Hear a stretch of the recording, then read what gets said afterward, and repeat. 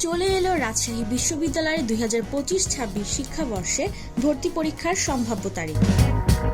এ বছরে ভর্তি কমিটিতে থাকতে পারে এমন কয়েকজন শিক্ষকের সাথে কথা বলে এ সংক্রান্ত তথ্য জানা গেছে। তারা বলেন, ফেব্রুয়ারিতে অনুষ্ঠেয় জাতীয় নির্বাচনের কারণে এই বছর আগেভাগে পরীক্ষা নেওয়ার কথা ভাবছেন সংশ্লিষ্টরা।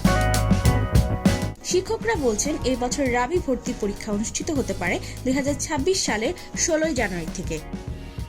তাদের সাথে কথা বলে জানা গেছে, এবার ভর্তি পরীক্ষা এ ইউনিট মানবিক দিয়ে শুরু হবে।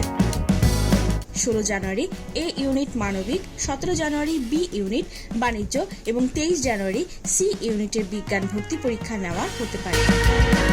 এই 3টা তারিখকে আমলে নিয়ে কার্যক্রম শুরু করেছে বিশ্ববিদ্যালয় প্রশাসন।